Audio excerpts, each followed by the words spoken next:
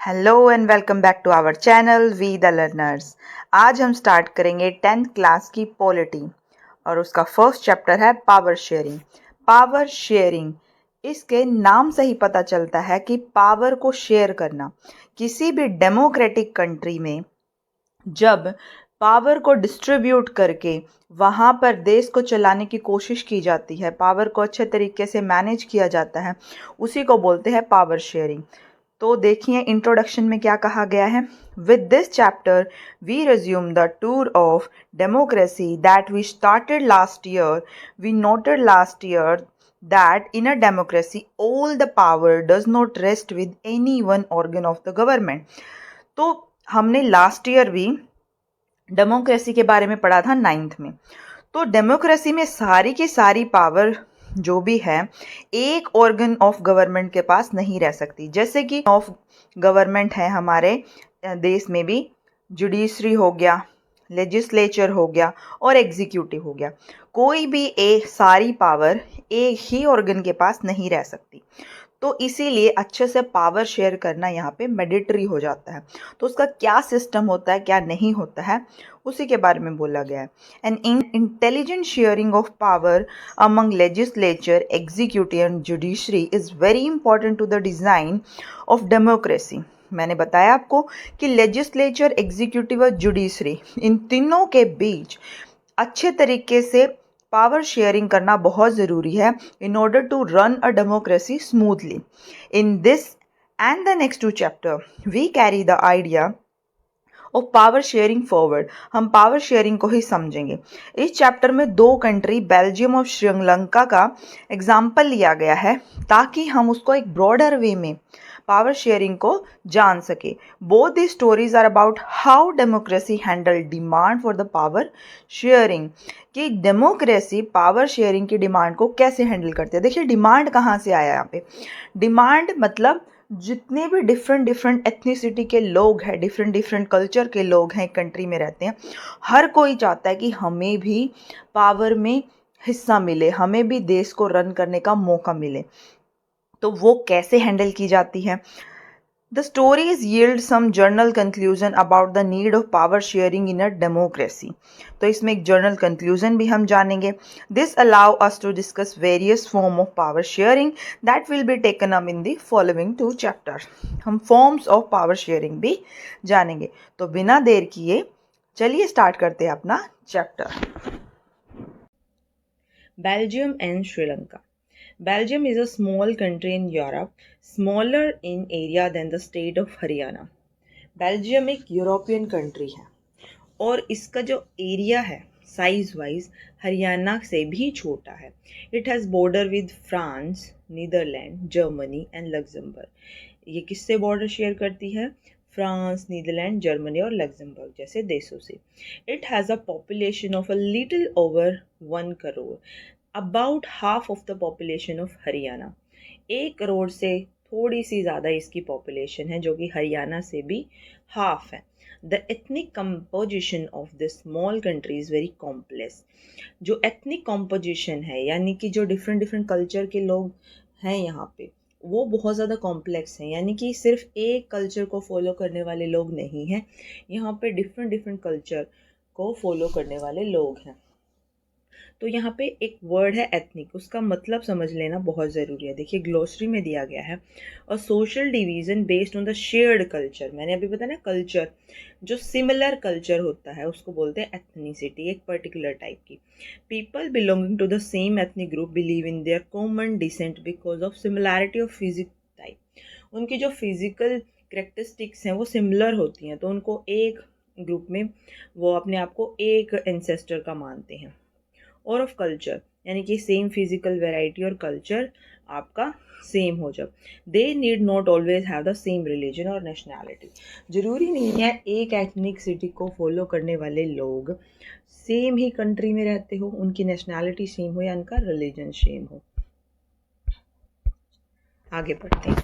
Of the countries total population, पूरी country का total population का 59% जो है फ्लैमिश रीजन में रहते हैं। फ्लैमिश एक रीजन का नाम है जो जहाँ पर डच स्पीकिंग लोग हैं। 59% डच स्पीकिंग लोग हैं। नदर 40% पीपल जो है वेलोनिया में रहता है जो कि फ्रेंच बोलते हैं। Remaining 1% of the Belgium speak German, जो थोड़ा बहुत बचे हुए लोग हैं वो जर्मन बोलते हैं। इन द कैपिटल सिटी, यहाँ पे डिफरेंट है। देखिए पूरी कंट्री में तो जो डच स्पीकिंग है वो मेजॉरिटी में है, लेकिन कैपिटल सिटी में यहाँ पे उल्टा है।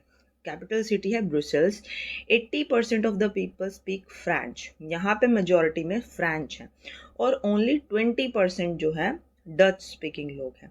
The minority French speaking community was relatively rich in the end powerful, because वो हमारी वहाँ की कैपिटल सिटी में है और वहाँ पर ज़्यादा पावर्स है उनके पास, और ज़्यादा रिलेटिवली रिचर भी हैं, वो उनके पास पावर भी ज़्यादा है।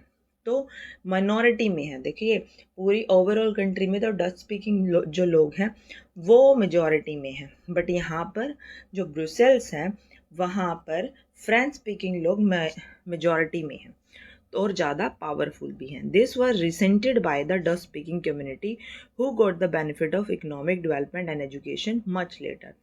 और इस चीज़ को रिसेंट किया है। रिसेंट का मतलब है उस चीज़ को का विरोध करते हैं ये डच स्पीकिंग लोग, जिनको इकोनॉमिक डेवलपमेंट काफ़ी लेट मिला और एजुकेशन भी काफ़ी लेट मिली है।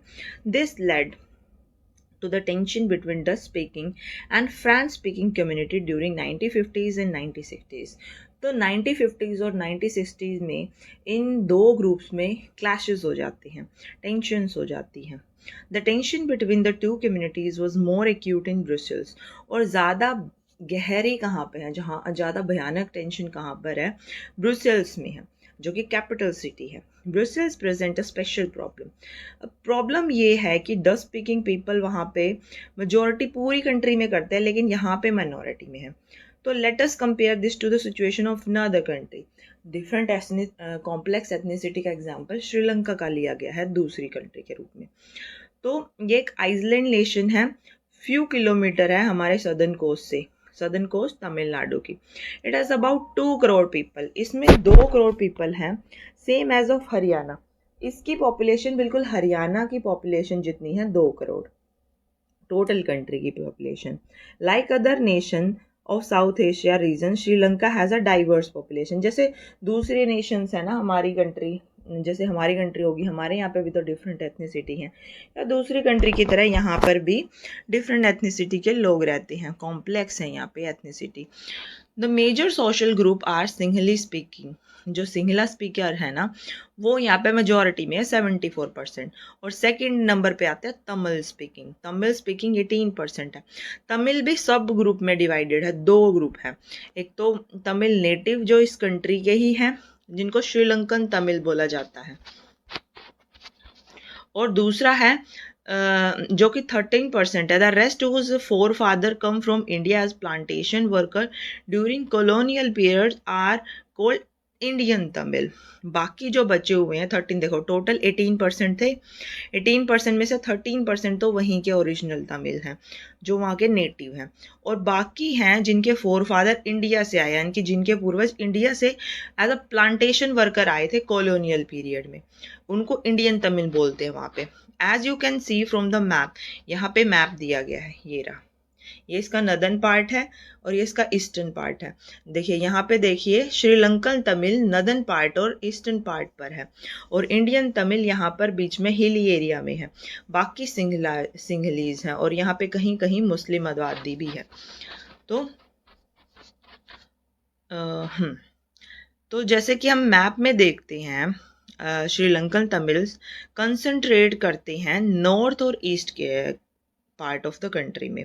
Most of the Singla speaking Buddhist हैं, जो सिंगला बोलते हैं ना लैंग्वेज, वो बुद्धिस्ट हैं। The most of the Tamils are Hindu, और जो हिंदूज हैं वो 2 पार्ट्स में है, यानी कि 2 एथनिसिटी के हैं, हिंदूज और Muslim. There are about 7% of Christian, कुछ 7% क्रिश्चियन भी हैं जो कि तमिल में भी हैं और सिंगला में भी हैं। Just imagine what could happen in a situation like this.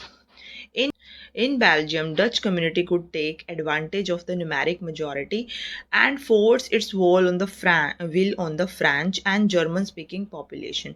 जो डच स्पीकिंग पॉपुलेशन है बेल्जियम में, क्योंकि वो मेजॉरिटी में है, न्यूमेरिक मेजॉरिटी है उनके पास, तो वो फ्रेंच पर अपनी अपनी जो भी इनकी इच्छा है पूरी कंट्री में अपनी मनमानी चला सकती हैं, और जर्मन पॉपुलेशन पे भी वो ऐसे ही कर सकती हैं. This would push the conflict होगा इसकी वजह से कम्युनिटी में और ज़्यादा कॉन्फ्लिक्ट, मतलब झगड़े होंगे, क्लैश होंगे. This could lead to a very messy partition of the country. और ऐसे में अगर ज़्यादा ही क्लैशेस बढ़ जाते हैं तो उसको कंट्रोल करने के लिए क्या पता कंट्री का पार्टीशन भी करना पड़े. ठीक है. Both of the side will claim control over Brussels. और दोनों ही ग्रुप्स ब्रुसेल्स पर अपना कंट्रोल को क्लेम करती हैं. In Sri Lanka Sinhala community enjoy even bigger majority. वो 74 के अराउंड है ना, वो तो और भी ज़्यादा इम्पोज कर सकती है, मतलब उनके पास और ज़्यादा मेजॉरिटी है, तो उनको अपनी मनमानी करने का तो ये दिमाग में रहता है कि हमारी चलनी चाहिए कंट्री में. तो दोनों ही सिचुएशन हम डिटेल में देखते हैं. मेजॉरिटेरियन इन श्रीलंका. मेजॉरिटेरियन का मतलब होता है बहुसंख्यावाद. अब जो कोई भी कम्युनिटी नंबर में दूसरी कम्युनिटी को आउट नंबर कर देती है, उससे ज़्यादा होती है, तो वो अपनी जब मनमानी चलाती है और दूसरी कम्युनिटी के बारे में बिल्कुल नहीं सोचा जाता, उनके हक को नहीं दिया जाता, उनको हर चीज़ में पीछे रखा जाता, तो ऐसे सिचुएशन को बोलते हैं मेजॉरिटेरियनिज्म. ठीक है. Sri Lanka emerged as an independent country in 1948. Sri Lanka 1948 में इंडिपेंडेंट हुआ था. The leader of the Sinhala community sought to secure dominance over government.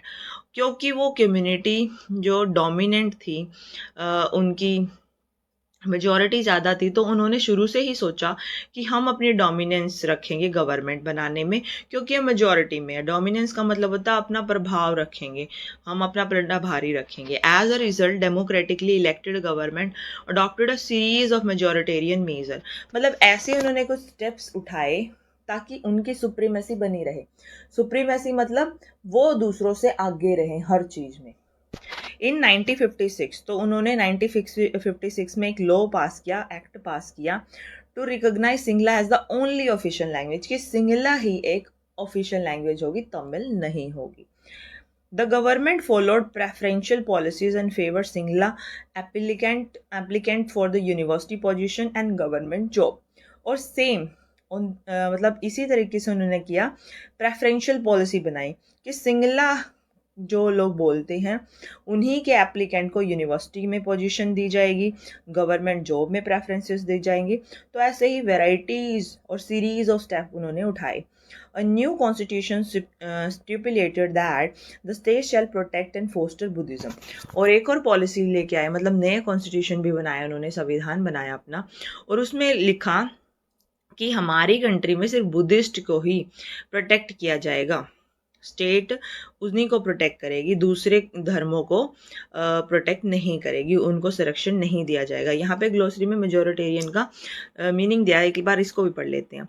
A believe that the majority community should be able to rule the country in whichever way it want. Majority मतलब अपना ही आधिपत्य कर देना, कि हम जो चाहेंगे वही होगा, जैसे हम चाहेंगे कंट्री वैसे ही चलेगी. By disregarding the wishes and need of the minority. उनको कोई मतलब नहीं है कि मिनॉरिटी की क्या थिंकिंग है, उनकी क्या चाह है और वो क्या इंटरेस्ट रखते हैं. ठीक है, तो इसी को बोलते हैं मेजॉरिटेरियनिज्म.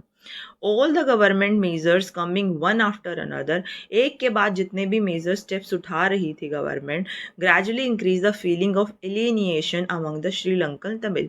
एलियनिएशन का मतलब होता है अलग थलग कर देना. जब किसी कम्युनिटी को, जब अपने आप को हम समझते हैं कि हम यहाँ से बिलोंग नहीं करते, हमारे साथ एक तरीके से अच्छा बिहेव नहीं हो रहा, अन्याय हो रहा, तो उस सिचुएशन को बोलते हैं एलियनिएशन, किसी चीज़ से दूर हट जाना.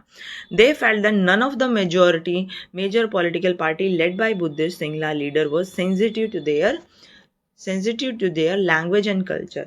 उनको ऐसा फील हुआ माइनॉरिटी को, तमिल माइनॉरिटी को, कि यहाँ के जो ये मेजॉरिटेरियन लीडर्स हैं हमारी कल्चर को वैल्यू नहीं करते, हमारी लैंग्वेज को वैल्यू नहीं करते। दे felt that the constitution and government policy denied them equal political right.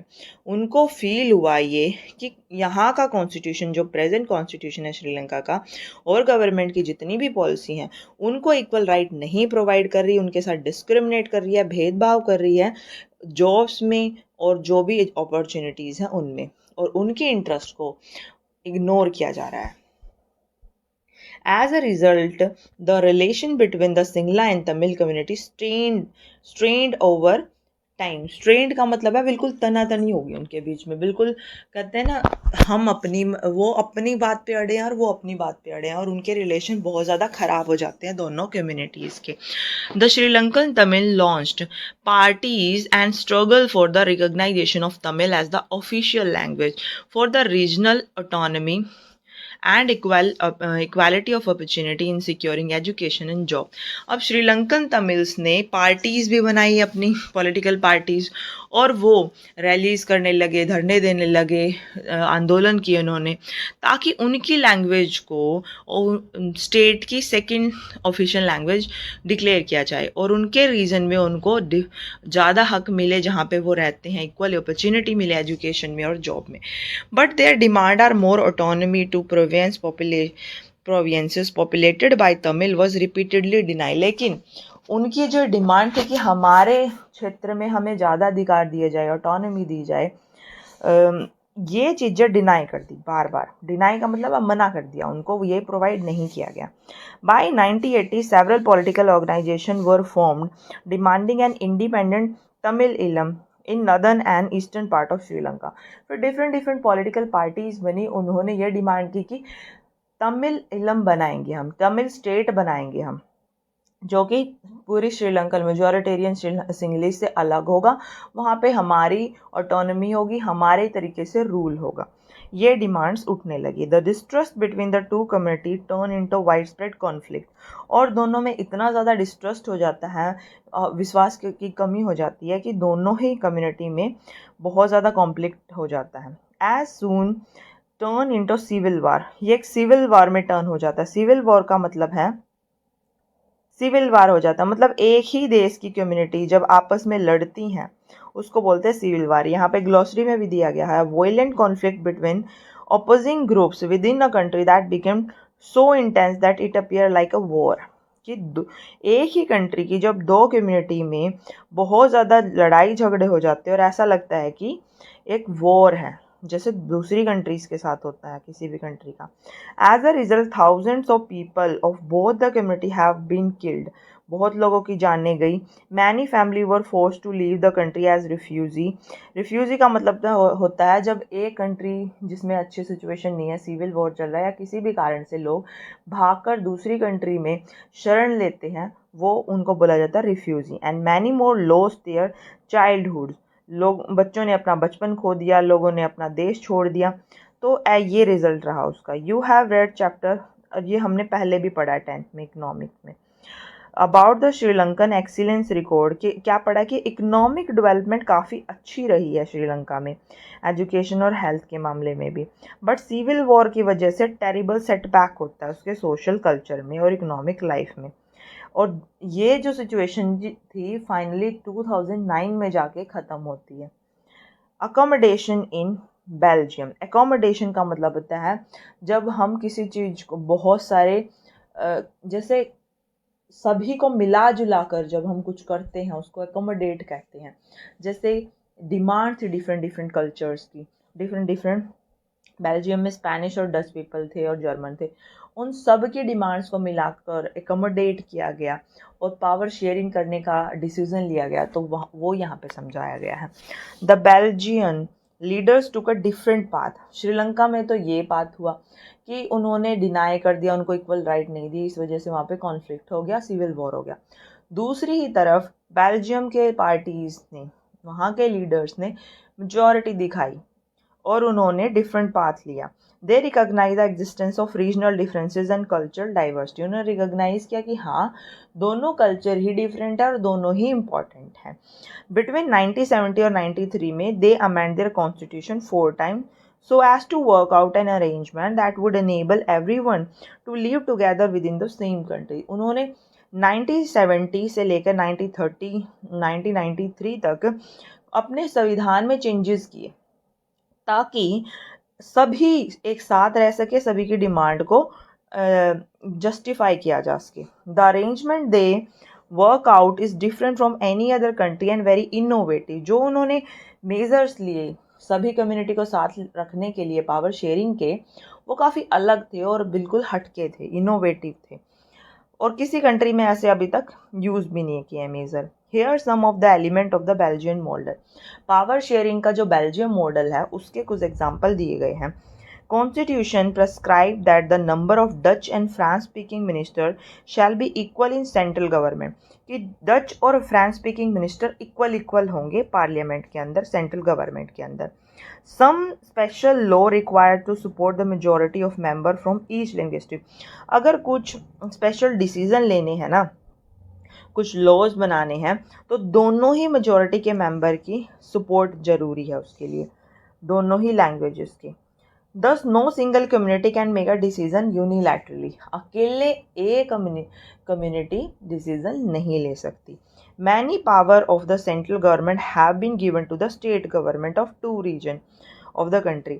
बहुत सारी पावर सेंट्रल गवर्नमेंट से लेकर स्टेट गवर्नमेंट को ट्रांसफ़र कर दी गई दोनों ही रीजन में। The state government are not subordinate. और सबसे बड़ी बात है कि स्टेट गवर्नमेंट बाध्य नहीं है सेंट्रल गवर्नमेंट को कि जो उन्होंने डिसीजन लिया उनको मानना पड़ेगा, नहीं, उनको इंडिपेंडेंट है वो अपने आप में। Brussels have separate government in which both the community have equal representation. और जो कैपिटल सिटी है उसकी अपनी अलग गवर्नमेंट है, दोनों ही रिप्रेजेंटेटिव की। French speaking people accepted equal representation in Brussels because Dutch speaking community has accepted equal representation in central government. French speaking people ने यहाँ पे मान ली उनकी मेजॉरिटी, इक्वल रिप्रेजेंटेशन अपनी खुद की मेजॉरिटी होते हुए भी, क्योंकि सेंट्रल में उनको भी जगह दी गई है equal. Apart from the central and state government there is a third kind of government भी थी, लोकल गवर्नमेंट जिसको बोलते हैं। जैसे हमारे यहाँ पे पंचायती राज सिस्टम है, वहाँ पे भी लोकल रिप्रेजेंटेटिव हैं। दिस कम्युनिटी गवर्नमेंट, और इसका नाम है community government, is elected by people belonging to one language community. यानी कि जिस रीजन की जो भी लैंग्वेज कम्युनिटी है उसको वहाँ की लैंग्वेज कम्युनिटी इलेक्ट करेगी। इसको कम्युनिटी गवर्नमेंट बोलते हैं। डच हो, फ्रेंच हो या जर्मन हो, no matter where they live, जहाँ भी वो रहते हैं, जहाँ के वो कम्युनिटी हैं, वहाँ के लोग उनको इलेक्ट करेंगे। This government has the power regarding, उनको पावर है कल्चरल से रिलेटेड, एजुकेशन से रिलेटेड और लैंग्वेज से रिलेटेड इशू जितने भी हैं। You might find the Belgian model complicated लगेगा हमें, but ended a very complicated, है भी रियल में ये complicated, even for people living in Belgium, उनको भी ये समझ नहीं आता। बट इसकी ये जो मॉडल है काफ़ी अच्छे से काम कर रहा है, work well so far. They have to avoid civic strife between the two major community and possible division of the country on linguistic line। लेकिन इस मॉडल से इतने अच्छे तरीके से पावर शेयरिंग हुई है कि अभी तक ये कंट्री के जो लोग हैं बहुत अच्छे से एक साथ रह रहे हैं और कंट्री का पार्टीशन होने से बच गया, डिवीज़न होने से बच गया। When many country of Europe came together to form the European Union, और इतने अच्छे तरीके से ये काम कर रहा है मॉडल कि जो यूरोपियन यूनियन है उसका हेडक्वार्टर भी ब्रुसेल्स को चुना गया, क्योंकि यहाँ पे बहुत ज़्यादा शांति है और बहुत अच्छा इन्वायरमेंट है। What do you learn from these two stories, Belgium and Sri Lanka? अब ये जानते हैं, देखिए श्रीलंका और बेल्जियम में हमने दोनों में ही पावर शेयरिंग का मॉडल देखा। एक तरफ तो श्रीलंका है जहाँ पे मेजॉरिटेरियनिज्म बहुत ज़्यादा है और सिर्फ सिंगलीज की चलती है, बट दूसरी तरफ बेल्जियम है जहाँ पे दोनों कम्युनिटी साथ मिलती हैं और डिसाइड करती हैं इक्वली पावर शेयर करने की। येट दे, अब देखते हैं, बोथ द डेमोक्रेसी, दोनों ही डेमोक्रेसी है लेकिन दोनों डिफरेंट है ना। Yet they dealt with the question of power sharing differently, दोनों ने डिफरेंट किया। जैसे अभी मैंने बताया, in Belgium the leader have realise that unity of country is possible only by respecting the feeling and interest of different community. Belgium में तो leaders को रियलाइज़ हो गया था कि अगर हमने कंट्री को अच्छे से स्मूथली रन करना है तो दोनों ही कम्युनिटी की कल्चर की रिस्पेक्ट करनी होगी, उनके इंटरेस्ट और उनकी फीलिंग को देखना होगा। Such as realisation result in mutual acceptable arrangement of power sharing, और इस रियलाइजेशन की वजह से ही पावर शेयरिंग अरेंजमेंट हुए जो कि दोनों को ही एक्सेप्टेबल थे। श्रीलंका में एक दूसरा एग्जाम्पल है, कंट्रास्टिंग है, इसका उल्टा है।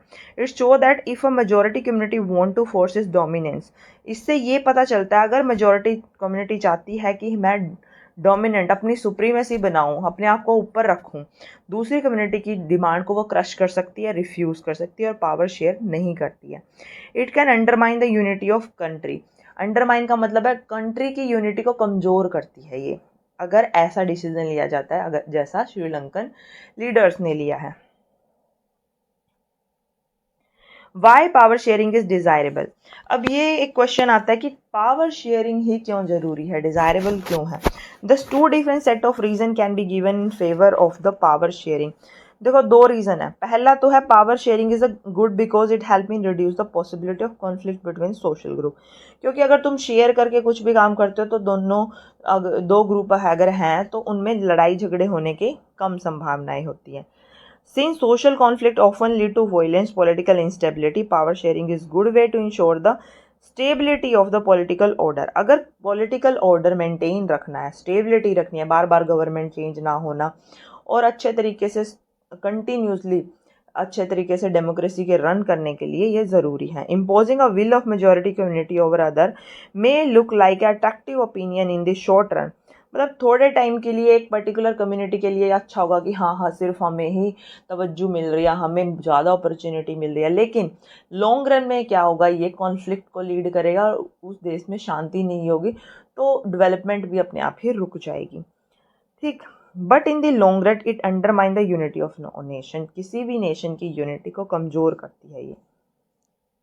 ट्रेने of the majority is not just oppressive for the minority, ट्रेने का मतलब है जो अत्याचार है मेजोरिटी का, ये बहुत ज़्यादा दबाता है, ऑप्रेस करता है, कुचलता है मिनॉरिटी को। इट ऑफन ब्रिंग र्यून, ये मैंने अंडरलाइन हाई रेड से इसलिए किया है ताकि ये काफ़ी इंपॉर्टेंट वर्ड है, इनको मैं अलग से बताती हूँ। जैसे मैंने अभी बताया ट्रेने का मतलब अत्याचार है, तो इन पे ज़रूर ध्यान देना।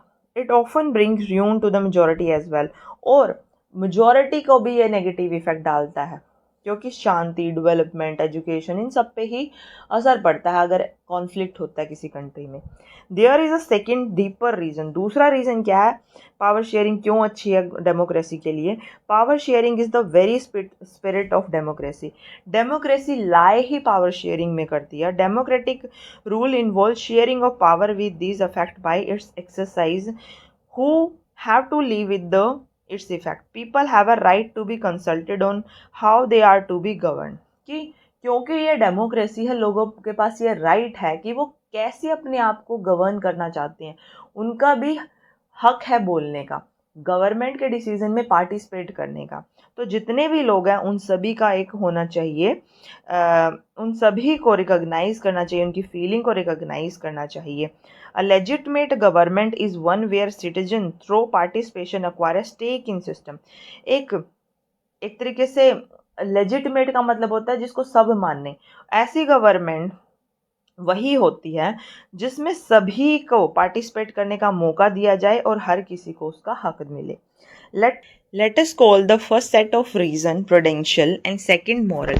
Prudential का मतलब है केयरफुल, कोई भी काम जब हम केयरफुली सोच समझ के करते हैं वो, एंड सेकंड मोरल कि मोरालिटी के बेसिस पे है। While prudential reason stress that power sharing will bring out better outcome, कि भाई नेगेटिव चीज़ें नहीं होंगी, आउटकम अच्छा होगा। मोरल रीजन ये कहता है कि power sharing emphasize the very act of power sharing as a valuable, कि valuable है ये सबके लिए। Forms of power sharing, power sharing के कितने तरीके हैं, डिफरेंट फॉर्म्स क्या हैं। The idea of power sharing has emerge in opposition to the notion of undivided political power. ये अनडिवाइडेड पॉलिटिकल पावर की कुछ ही लोगों के हाथ में पावर हो, उसके बिल्कुल ऑपोजिट में है power sharing. For a long time, it was believed that all the power of government must reside in one person or a group of person located at one place. लंबे समय से यही समझा जाता था कि पावर को कंसंट्रेटेड होना चाहिए कुछ ही लोगों के हाथ में, ताकि कंट्रोल बेटर बना रहे। लेकिन ये मान्यता बिल्कुल गलत ठहराई गई है। It was felt that if the power is decided is dispersed, अगर शेयर कर दी जाएगी पावर, बांट दी जाएगी, it would not be possible to take quick decision to enforce them, फिर हम जल्दी डिसीजन ले पाएंगे, हेजलमेंट हो जाएगी। But these notion have change, ये जो मान्यताएं हैं, ये जो मानना है, ये चेंज हो गया है with the emergence of democracy, जैसे ही डेमोक्रेसी प्रेजेंट में यूज हो रही है, जैसे डेमोक्रेसी कंट्रीज में आई है। One basic principle of democracy is that people are the source of all political power. सबसे बड़ा प्रिंसिपल ये है डेमोक्रेसी का कि जितनी भी पावर है लोगों में लाई करती है, वहीं से पावर आती है, क्योंकि कोई भी रिप्रेजेंटेटिव कौन चुनता है? पीपल। तो in democracy people rule themselves through the institution of self government. Self government के इंस्टीट्यूशन के थ्रू ही लोग अपने आप को गवर्न करते हैं। In a good democracy government due respect is given to diverse group and view that exist in the society. Everyone has a voice in shaping the public policy. हर किसी की सुनी जाती है पब्लिक पॉलिसी बनाने में। Therefore it is follow that democracy political in a democracy political power should be distributed among many citizens as possible. इसलिए यही समझा जाता है कि कोई भी डेमोक्रेसी है उसमें जितनी हो सके पावर को शेयर करना चाहिए, उसको डिस्ट्रीब्यूट करना चाहिए।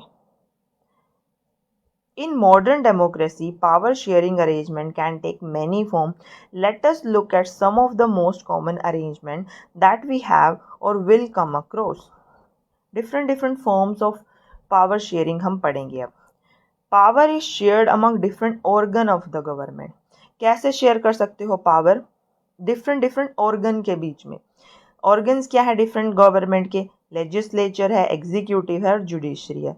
लेजिस्लेचर जहाँ पे लॉ बनते हैं, और एग्जीक्यूटिव जो लॉ को इम्प्लीमेंट करता है, और जुडिशरी जो कि किसी भी डिस्प्यूटेड सिचुएशन में डिसीजन लेता है। Late us call this horizontal distribution of power, क्योंकि ये सेम लेवल के जो ऑर्गन है उनमें पावर को डिस्ट्रीब्यूट करता है, तो इसको बोला गया है हॉरिजॉन्टल डिस्ट्रीब्यूशन ऑफ पावर। क्योंकि डिफरेंट गवर्नमेंट जो हैं, लेवल जो हैं गवर्नमेंट के, वहाँ पे पावर को डिस्ट्रीब्यूट किया गया है। Such a separation ensure that none of the organ can exercise unlimited power. इससे ये इंश्योर रहता है किसी के पास भी अनलिमिटेड पावर ना हो, पावर चेक और बैलेंस हो। Each organ check the other, दूसरे पर रोक लगा सके। अगर कोई अच्छे से काम नहीं कर रहा, दूसरा ऑर्गन उस पर रोक लगा सकता है। This result in a balance of power among various institution. सब में बैलेंस बना रहता है, किसी के पास बहुत ज़्यादा है, बहुत कम पावर नहीं होती। Last year we studied that in democracy even though ministers and government official exercise power, उनके पास भी पावर होती है, मिनिस्टर्स और गवर्नमेंट के ऑफिसर्स के पास, लेकिन they are responsible to the parliament और स्टेट असेंबली। ये रिस्पॉन्सिबल होते हैं, आंसरेबल होते हैं, जवाबदेही बनती है इनकी पार्लियामेंट पे या फिर स्टेट असेंबलीज पे। सिमिलरली ऑल्दो जजेस आर अपॉइंटेड बाय एग्जीक्यूटिव, जजेस को एग्जीक्यूटिव यानी सरकार अपॉइंट करती है, but they can check the functioning of executive and law made by the legislature. अगर लेजिस्लेचर सही लॉ नहीं बनाती है, कॉन्स्टिट्यूशन के खिलाफ जाती है, तो उनके लॉ को कैंसिल करने की पावर भी जजेस के पास होती है, और भले ही उनको अपॉइंट किया गया हो सरकार के द्वारा। This arrangement is called the system of check और बैलेंस। जब एक ऑर्गन दूसरे ऑर्गन के नेगेटिव डिसीजन को बंद कर सकता है, उसको रोक सकता है, इस सिचुएशन को बोलते हैं चेक एंड बैलेंस सिस्टम। यह है पावर सिस्टम का check and balance system. Second है power can be shared among the government at the different level. Vertically जब पावर को शेयर किया जाए, a general government for the entire country and the government at the provincial और regional level. हम कैसे different level पे करेंगे? एक तो पूरी इंटायर कंट्री की गवर्नमेंट होगी, एक रीजनल लेवल की होगी जैसे स्टेट्स लेवल की, तो इसमें पावर को डिस्ट्रीब्यूट करना। Such a general government for entire countries usually called federal government. इस जो पूरी कंट्री की गवर्नमेंट होती है उसे फेडरल गवर्नमेंट बोला जाता है ज़्यादातर। इंडिया में हम इसको सेंट्रल या यूनियन गवर्नमेंट के नाम से जानते हैं। The government at the provincial और regional level different different name से पुकारा जाता है उसको डिफरेंट कंट्री में। इंडिया में इसको स्टेट गवर्नमेंट बोला जाता है। This system is not followed in all country, लेकिन हर जगह पर यह सिस्टम नहीं होता। किसी किसी कंट्री में सेंट्रल गवर्नमेंट को ही सारी पावर होती है। There are many country where there is no provincial और स्टेट गवर्नमेंट, जहाँ पे कोई प्रोविंशियल गवर्नमेंट नहीं होती। But those countries like ours, हमारी कंट्री जैसे, there are different level of government. Constitution clearly lay down the power of different level of government. जहाँ पे डिफरेंट लेवल दिए गए हैं हमारी कंट्री के में भी, तो वहाँ पर कॉन्स्टिट्यूशन में, संविधान में ही दिखाया गया है कि किस गवर्नमेंट की कौन सी पावर है और कितनी पावर है, किस एरिया में कौन सी गवर्नमेंट डिसीजन ले सकती है। This is what they did in Belgium. Belgium में भी कुछ ऐसा ही किया गया है, लेकिन श्रीलंका में ये पावर डिस्ट्रीब्यूट करने से मना कर दिया गया है। This is called the federal division of power. जब डिफरेंट लेवल में पावर को डिस्ट्रीब्यूट कर दिया जाता है उसे बोलते हैं फेडरल डिवीजन ऑफ पावर, कि डिफरेंट और डिफरेंट लेवल ऑफ गवर्नमेंट पे आप पावर को डिस्ट्रीब्यूट कर रहे हो। The same principle can be extended to the level of government lower than the state government में। फिर लोअर लेवल पे भी आप पावर को डिस्ट्रीब्यूट कर सकते हैं, जैसे म्यूनसिपैलिटी और पंचायत में। Let us call division of the power involving higher and lower level of government vertical division of power. मैंने पहले ही बता दिया था कि इसको वर्टिकल डिवीजन ऑफ पावर बोला जाता है। We shall study at this some length of the next chapter. हम इसको नेक्स्ट चैप्टर में भी स्टडी करेंगे। पावर में ऑल्सो भी shared among different social group. Different social group भी आपस में मिलकर पावर शेयर कर सकते हैं। अगर डिफरेंट डिफरेंट कम्युनिटी और लिंग्विस्टिक ग्रुप अगर साथ रहते हैं तो वो आपस में बांट भी सकते हैं, जैसे रिलीजियस और लिंग्विस्टिक ग्रुप। कम्युनिटी गवर्नमेंट इसको बोल सकते हैं। गवर्नमेंट में बेल्जियम में ऐसा कम्युनिटी गवर्नमेंट बनाई गई है।